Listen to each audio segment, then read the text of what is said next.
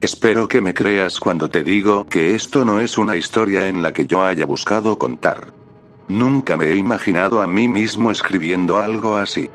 Pero si alguien encuentra esto, si por alguna razón mi cuaderno llega a manos de otra persona, quiero que sepan, con la mayor claridad posible, qué ocurrió en aquella cabaña que obtuve gracias a uno de mis tantos familiares que no pretendo recordar por siempre. Lo que pasa aquí no es superstición de pueblo ni la exageración de un joven nervioso. Es algo concreto, frío y paciente. Y tuve la mala suerte de convertirlo en mi casa, aunque solo fuera por una noche. Mi abuelo murió en otoño. No hubo un funeral brillante como tú piensas, ni palabras grandilocuentes. Fue un hombre que, al final, se fue tan silenciosamente como había vivido, con un paquete de cigarrillos en el bolsillo y la misma mirada azul, clara, que yo recordaba desde niño. Entre los papeles que dejó, apareció la cabaña. Antiguos parientes que no veía desde las cenas familiares se enteraron y, supongo, se hicieron los ocupados. Hipotecas, llamadas, excusas. Nadie quiso esa cabaña. A excepción mía. Nunca supe muy bien por qué. Tal vez porque mi abuelo y yo teníamos esa facilidad, o esa costumbre, de mirarnos sin decir nada, y yo sentía que tenía que ocupar el lugar que él había dejado. Tenía 17 años, un poco de dinero ahorrado, y la absoluta imprudencia de creer que podía arreglar todo con pinceladas de trabajo y unas fotos bonitas para venderla. El mapa decía que estaba a varios kilómetros de la ciudad, en medio de un bosque viejo, esos bosques que la gente evita porque cuentan historias, o simplemente porque no conectan con la cobertura del celular. Conduje casi 4 horas, la carretera se fue haciendo blanca y luego solo un sendero de tierra que parecía no haber sido tocado en años. Cuando por fin vi la cabaña, mi primera reacción fue que la imagen en el testamento me había mentido por piedad. La estructura era mucho más grande de lo que yo había imaginado. No era una choza sino una casa de madera de 2 niveles, con un porche que se hundía y un tejado cubierto de una pátina lechosa. La madera, ennegrecida por el tiempo, se combaba formando líneas que parecían costillas bajo la piel. Hiedra y helechos habían trepado por las paredes hasta casi cerrarlo todo. Estacioné a unos metros, en un claro que la maleza había reconquistado. El coche, que había yo llenado la noche anterior, marcó el tanque vacío. Lo miré incrédulo, las manos temblándome apenas. No había una gota de gasolina. Revisé el tapón y el indicador, pero no había truco. Tenía la llave, la cerradura respondía, pero el tanque estaba muerto. Pensé en volver a la ciudad, en tomar 2 buses hasta la estación más cercana, en dejar la cabaña y olvidarlo todo. Pero una ráfaga de viento, de esas que vienen como un aviso, me hizo cerrarme la chaqueta y dar pasos hacia la puerta. El bosque, a mi alrededor, hacía un sonido como de papel rasgado. Oí ramitas rompiéndose a lo lejos. La noche prometía ser fría. La puerta cedió con un gemido largo que pareció retroceder el aire mismo. Dentro olía a madera vieja, a pino seco y a algo más que no supe nombrar hasta después. Una mezcla de azúcar quemada y tierra húmeda, algo que, en su quietud, parecía mirar. La luz del atardecer se coló por los cristales sucios y dibujó cuadros pálidos en el suelo. Había objetos desparramados. Un sillón roto, una lámpara de aceite con una tapa mellada, montones de periódicos amarillentos con recortes de noticias del tiempo en que mi abuelo había sido joven. Subí las escaleras, el segundo piso crujía como si la casa respirara, y encontré habitaciones con camas todavía tendidas, vestigios de una vida que se había detenido en un punto indeterminado. En la pared del pasillo había retratos. Mi abuelo en varias edades, con la misma expresión que recordaba, y otros rostros que no llegué a identificar. En una mesa había un cuaderno pequeño, encuadernado en piel, con su nombre y mi nombre escritos a mano en la portada. Para Nicolás, si llega. Pasé la primera hora recogiendo, encendiendo una lámpara vieja y barriendo el polvo que parecía tener la rutina de los siglos. Había una estufa de hierro que, después de un intento torpe, conseguí poner a chispear. La habitación tomó un olor a hierro y a ceniza. Me hice una sopa con una lata vieja y me senté en el porche. Las sombras del bosque se hicieron largas y retorcidas, y la luna, cuando por fin se asomó entre las hojas, dejó ver que no estaba solo. En el borde del claro, algo había removido la hojarasca formando una senda que terminaba bajo el alero. Huellas de algún animal. Huellas que, a su manera, parecían insistentes. Esa primera noche fue la que primero me dio la sensación de haber llamado a algo sin nombrarlo. Percibí pequeños detalles que, al principio, justifiqué con cansancio. Un susurro como si alguien pasara por el pasillo, el sonido de madera frotándose que podía ser la contracción de la casa, una ligera fricción en la puerta que atribuí al viento. Me acosté en una de las camas del segundo piso, con la colcha áspera arrugada alrededor, y me prometí que al día siguiente saldría a comprar gasolina y volvería a comenzar la remodelación. Tenía planes, nombres de colores para las paredes, ideas para el techo, y pensarlo era como sostener una cuerda que me anclaba al mundo. Pero el mundo volvió y se hizo extraño a las 3 de la madrugada.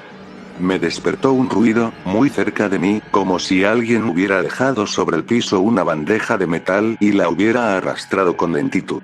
Abrí los ojos y la habitación estaba a media luz. Una sombra, recta y vertical, se proyectaba en la puerta del cuarto contiguo. No distinguía forma, solo un volumen que parecía absorber la luz. Por un segundo pensé en mi abuelo. Cómo solía levantarse de noche y sentarse en su sillón con el periódico, solo por costumbre. Algo en la casa me hablaba con la familiaridad de un ritual. Me levanté. Mis pies encontraron el frío del tablón. Fui hacia la puerta. La sombra allí no se movía.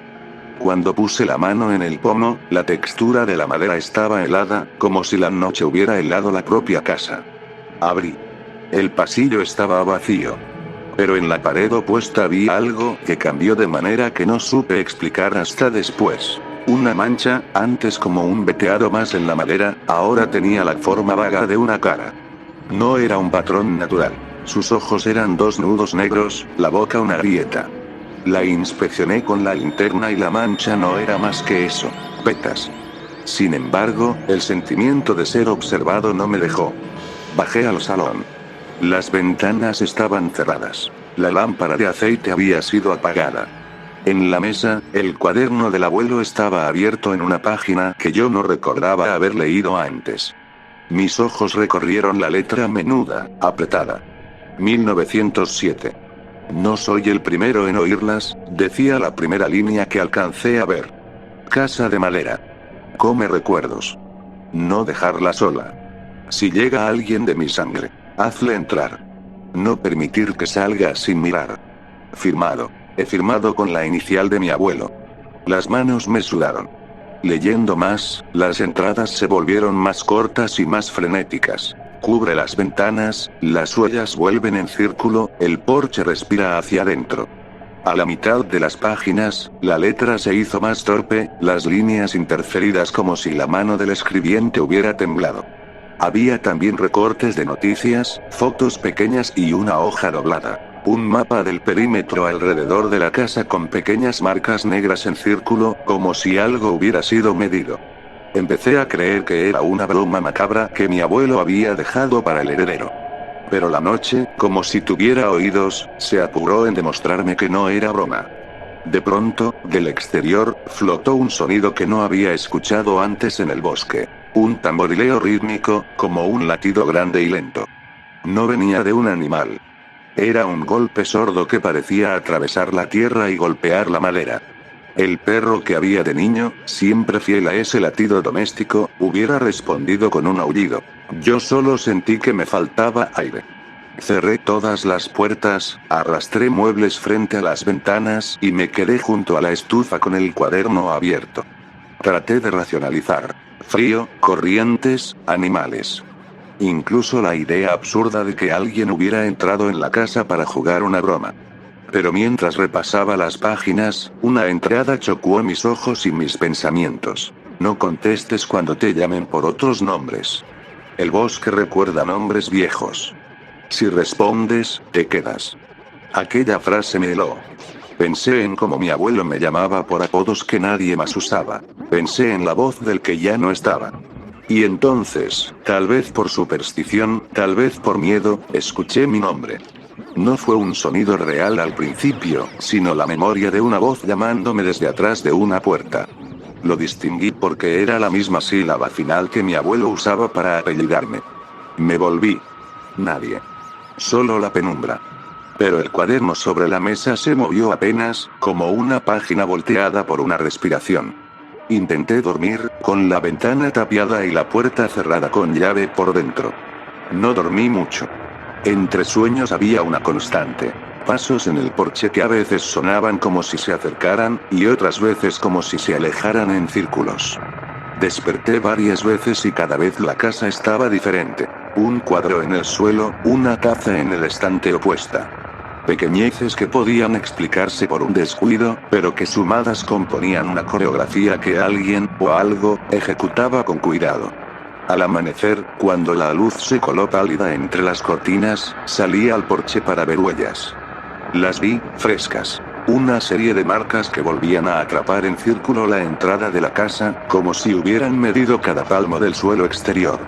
Pero lo que más me perturbó fue ver que las huellas empezaban en el borde del claro y terminaban en la pared misma, como si la tierra hubiera sido rajada por manos que no usaban piernas. No había rastro de animales normales. La profundidad variaba, a veces profundas, a veces apenas hundidas, y en una ocasional dirección, la huella parecía terminar en un pequeño amontonamiento de hojas que recordaba pelos. No quiero que pienses que soy susceptible a la sugestión. Pero hay cosas que se sienten en los huesos. La sensación de que algo te toma la medida. Mientras yo trataba de reunir coraje para seguir investigando, encontré escondido detrás de la pared del cuarto de herramientas un pequeño cuarto secreto. La puerta era una puerta pequeña, tan estrecha que alguien podría entrar agachado, y dentro había objetos que me hicieron vomitar. Fotografías antiguas de caras extrañas, ojos borrosos por la humedad, y, apilados con orden casi obsesivo, recortes de pelo, cintas de ropa, botones cosidos en pedazos de tela. No había sangre ni restos humanos explícitos, no al menos en lo que yo vi, pero el cuidado con que estaban guardados, daba una horrible sensación de domesticación. Como si lo que tomara las cosas no lo hiciera para destruir, sino para conservar. Entre los papeles también había una carta, con letras finas.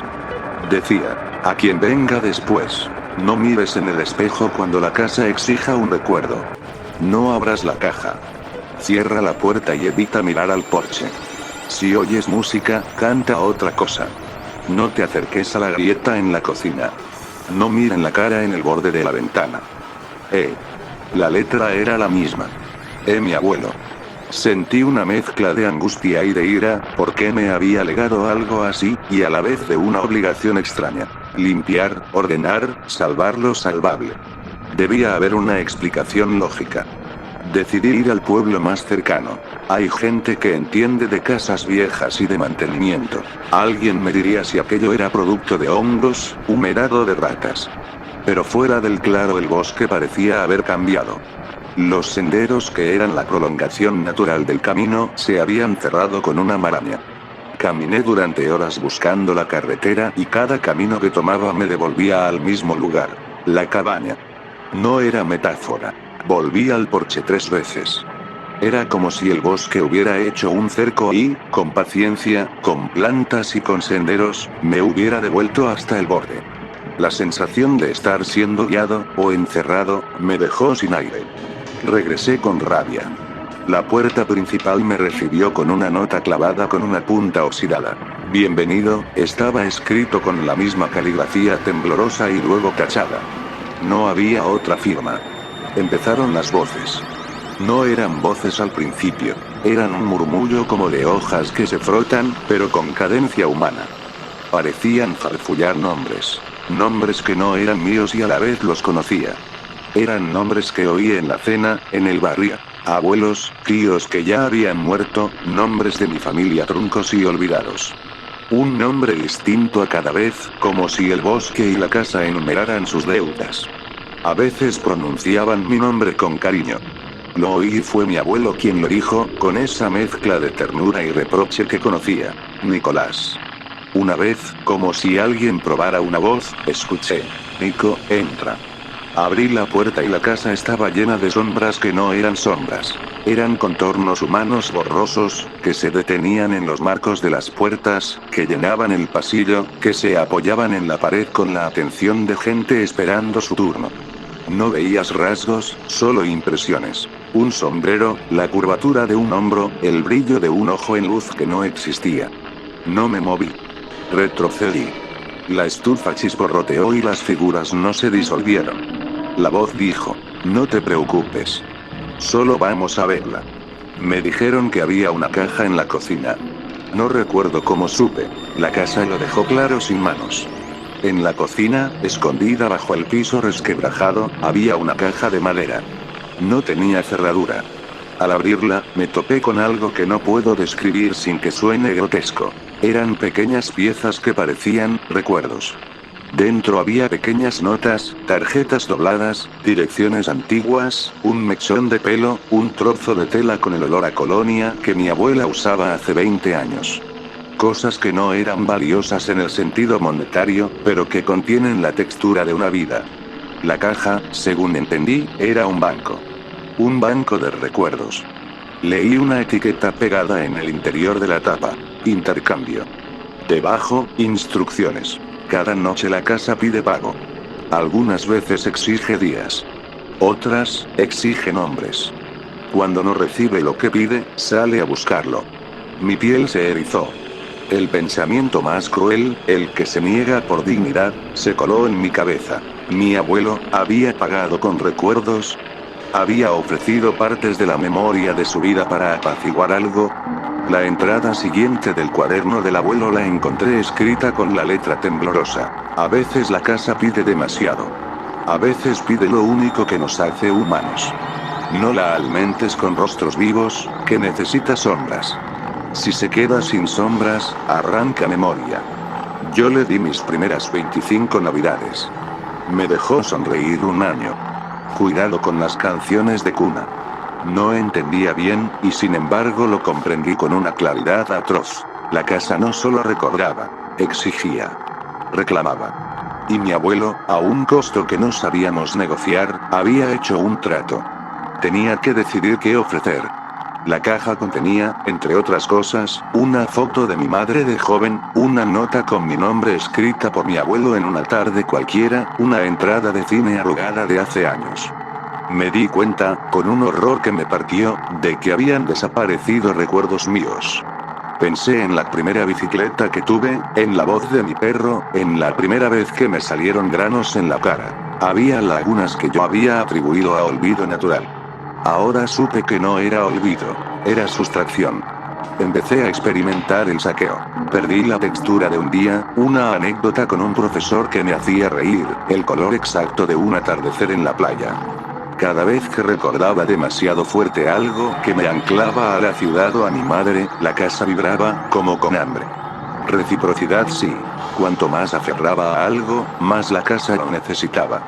La lógica perversa parecía clara. La casa sobrevivía de lo que la gente más necesitaba. Para que el pueblo no se disolviera en su memoria, la cabaña se alimentaba. A la noche siguiente las voces ya no murmuraban nombres anónimos. Pronunciaban fechas.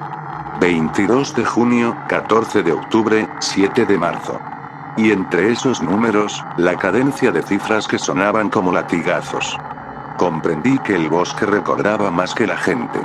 Se alimentaba de fechas porque las fechas son como huesos. Sujetan la carne del pasado. Si te arrancan las fechas, te queda un vacío que ni siquiera parece pertenecerte. Intenté ir a la ciudad con lo poco que me quedaba de sentido común. Tomé mi mochila con parte del cuaderno, la caja y algo de comida, y me acerqué al claro. El camino ya no era un camino. Era una maraña que se reordenaba constantemente. Cada vez que tomaba una dirección, la que creía correcta porque la había visto antes en el mapa, el bosque me devolvía a la misma roca, a la misma piedra con una hendidura. Me sentí observado por ojos que no estaban, perseguidos por manos que no tocaban. Volví a la casa roto, con la respiración entrecortada y el pensamiento como una mosca en la garganta. En la mesa central, el cuaderno estaba abierto en una página nueva. Nunca intentes salir sin pagar. Siempre paga. Si no puedes pagar, no respires la palabra hogar. No hagas que la casa te huela. Si te llamamos por otros nombres, no contestes. No respondas a voces de personas vivas. Nos engañan. No contestes a mi voz. Supe en ese instante que la última línea, la más desesperada, había sido escrita por mi abuelo en su declive. Y entonces escuché la voz, clara, como si fuera el crujido de un mueble. Nicolás. No me llamaba por mi nombre habitual. Usó un antiguo apodo que solo él conocía. Me invadió la irrefrenable tentación de hablar, de abrir la puerta para ver su silueta encorvada en el porche. Pero recordé las palabras. No contestes. La casa seguía su trabajo paciente. Por la noche la música empezó. Una canción vieja que mi abuelo solía tararear, algo melancólico con una melodía que parecía tener una punzada. Era una nana, pero invertida. En vez de calmar, deshilachaba. La escuché por toda la casa, como si viniera de las paredes. En la sala vi sombras danzando entre las sillas, sombras que no tocaban el suelo. La música me llamó por mi nombre con la suavidad de quien te promete reposo. Me refugié en el cuarto secreto y cerré la puerta con todas mis fuerzas. La madera tembló. Oí un soplo al oído que decía, ven a casa. Ven a casa. No sé de dónde salió la fuerza, pero yo le leía la letra del cuaderno, en voz alta, palabras incoherentes que encontré entre los recortes. Una letanía para confundir el hambre de la casa. Tal vez sirvió, porque el latido de la noche disminuyó hasta volverse un gemido. Salí al amanecer con los ojos rojos. En el espejo de la cocina, que hasta entonces había evitado mirar, vi algo que me clavó un frío en el pecho. Mi reflejo estaba incompleto. Alrededor de mi mandíbula, una sombra parecía borrar el contorno de mi rostro. No eran cortes ni heridas. Era como si alguien le hubiera pasado una goma a mis recuerdos y borrado un poco la definición. Y, en el borde, en la superficie, parte de mi sonrisa ya no existía. No podía recordar con nitidez mi risa de niño. La imagen me devolvió una pregunta terrible. ¿Qué quedaba de mí si la casa seguía tomando? ¿Qué me hacía humano si me arrancaban aquello que recordaba con mayor ternura? Esa tarde me encontré con una vecina del pueblo que, por charla y por pena, vino a ofrecer ayuda. Tenía manos arrugadas, un pañuelo gris en la cabeza y un ojo que parecía haber acostumbrado a ver más de lo que decía. Me observó con curiosidad y después me dijo, sin rodeos, no te metas a pelear con lo que no entiende de hombres. La cabaña se alimenta de manos y de lazos. Hace años vinieron dos con hachas. No volvieron. No quise hacerle caso. No tomé su consejo. Ignoré la historia del hombre con un hacha porque preferí pensar que mi sangre todavía era esa que arregla techos y no renuncia. Fue mi error. La noche en que pensé que podía controlar la casa fue la noche que entendí lo que realmente era ese lugar. Una maquinaria que no solo exigía recuerdos sino que reescribía la deuda. Encontré en el cuarto secreto una caja nueva, debajo de las tablas sueltas del piso. No la había visto antes. Dentro había tarjetas, y en una de ellas había escrito con mi letra, algo que había olvidado por completo. La dirección de una antigua amiga de la infancia, alguien con quien perdí el contacto. Mi corazón saltó. Recordé un verano, una risa, la sensación de la mano de esa amiga sobre la mía en la playa. El aroma volvió por un instante y la casa gimió. Era exactamente lo que necesitaba. La casa me pedía eso. Me ofrecía la ilusión de recuperar aquello a cambio de ofrecerlo. Era una trampa elegante. Al borde de perderlo todo, hice lo único que pensé que tenía sentido. Me negué. Casi me mató el acto de negación. La casa no es solo hambre. Es una negociación. Al negarme, la presión aumentó. Las voces se convirtieron en un coro que intentaba vaciarme. Empezaron a nombrar a mis amigos, a mis profesores, a la gente que había querido de manera más tenue. Susurraban secretos que no sabía que guardaba y a la vez inventaban otros. Todo para tentarme a entregar lo que más quería. Me rompí en las noches siguientes. La sensación de pérdida era como acuñar con metal caliente en el pecho. Las cosas que no me acordaba se me escapaban con la misma violencia con que se escapa el aliento en la tos. Una mañana, cuando creía que dormir era un lujo odioso, encontré en la mesa una carta dirigida a mí. No recuerdo haberla escrito. Me llamaba por el apodo de mi abuelo y decía: si aún te resistes, entiende una cosa. La casa no quiere destruirte.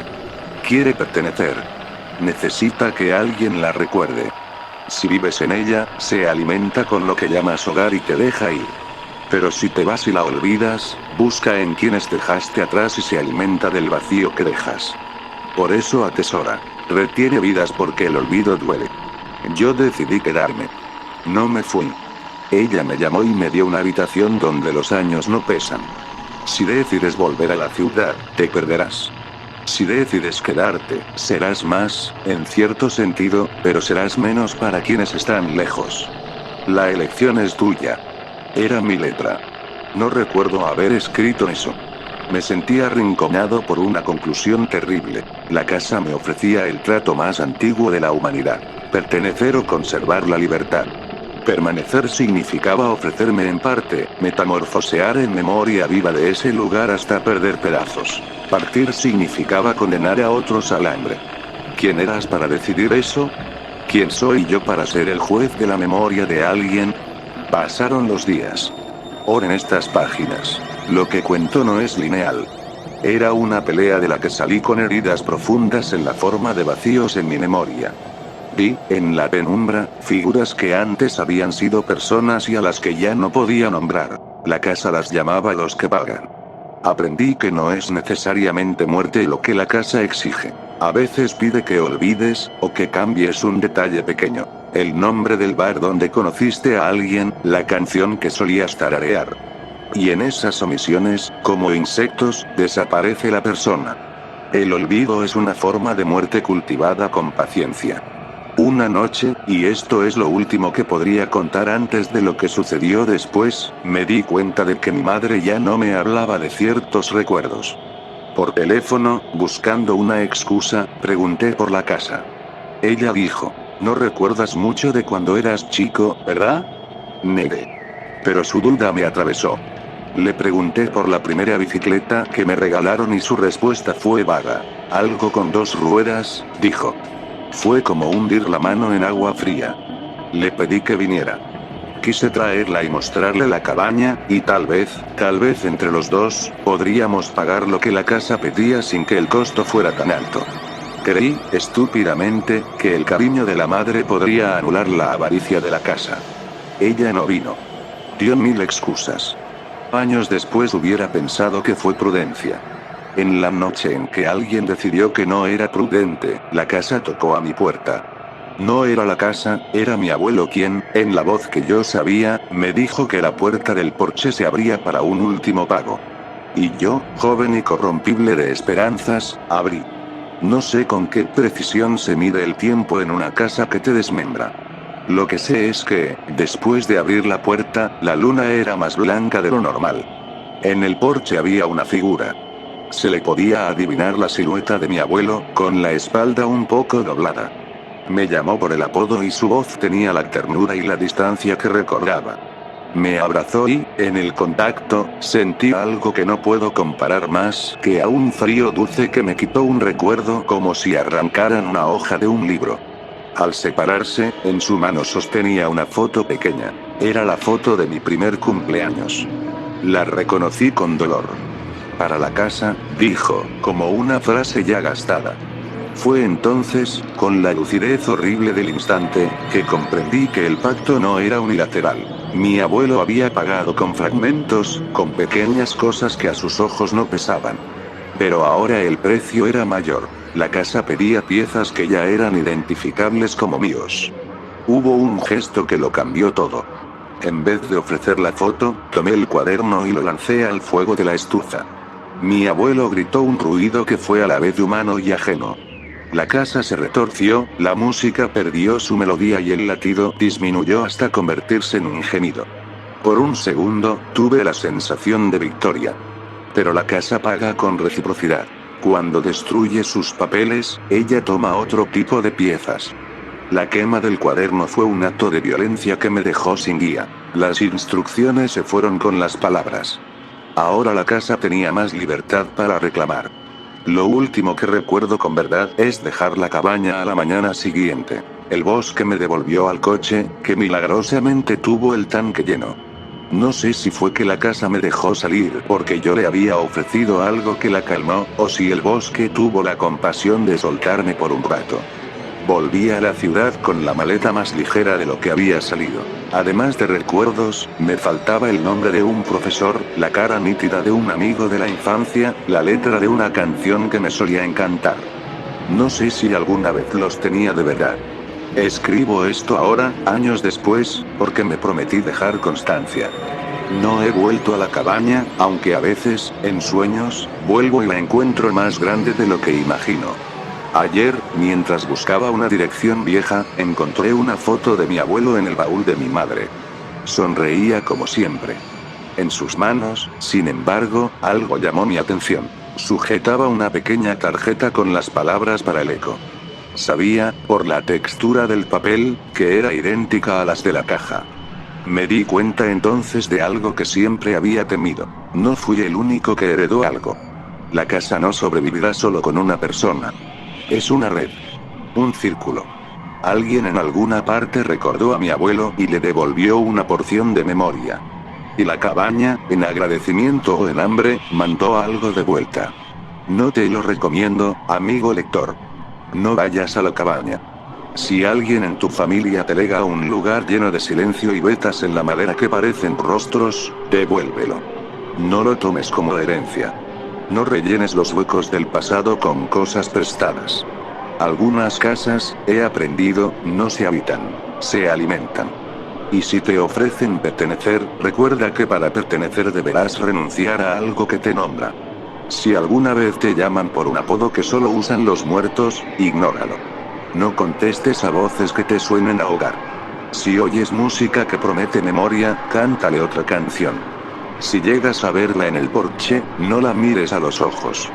Y sobre todo, conserva tus papeles. El cuaderno de la memoria, las fotos, las direcciones. Si los pierdes, no volverán de la misma forma. Ahora cierro este cuaderno. Hay cosas que ya no encuentro y otras que reaparecen cuando menos lo espero. Escribirlo fue curativo y también me dejó expuesto. Tal vez la casa escuche y me reclame algo por haberlo dicho en voz alta. Tal vez vuelva a llamar. Tal vez ya lo está haciendo. El sonido del viento ahora trae, por instantes, una melodía que no puedo tararear, y cada vez que me siento a intentar recordar algo querido, una palabra se me escapa como si mi cabeza estuviera agujereada por la falta. Te lo advierto con la última sinceridad que me queda. Si alguna vez te ofrecen una cabaña olvidada en el bosque, respóndeles con una carta de rechazo. Pide que se hagan cargo otros, escribe un cheque simbólico, pero no te acerques. Porque la casa no olvida. Y lo que no olvides te devorará poco a poco para no dejar de existir. Si esto llega a ti y sientes un cosquilleo en los dedos, un recuerdo que se enturbia, bórralo en un papel. Entierra ese papel en la tierra lejos de raíces que recuerden. Y no lo leas nunca más. O hazlo, si quieres perder algo de ti para siempre. Yo, por mi parte, todavía a veces sueño que vuelvo a la cabaña. En el sueño, la porción de mi memoria que la casa no ha tomado me sonríe desde dentro de un cuaderno que no existe. Y cuando despierto, a veces me pregunto si la parte que falta ahora camina por algún sendero, buscando a alguien más que la reconozca. Si la encuentra, la casa tendrá para siempre a otra familia que pague la cena. No sé si me arrepiento de haber heredado la cabaña. Tal vez un hombre no puede saber amar sin algún precio. Lo único que sé es que, cuando arranqué la foto de mi primer cumpleaños del fuego, escuché un ruido detrás de mí, como si alguien, dentro de la casa, aplaudiera con tristeza. Mi abuelo me miró, y en su mirada ya no había reproche, solo una paz compleja que yo no logro comprender.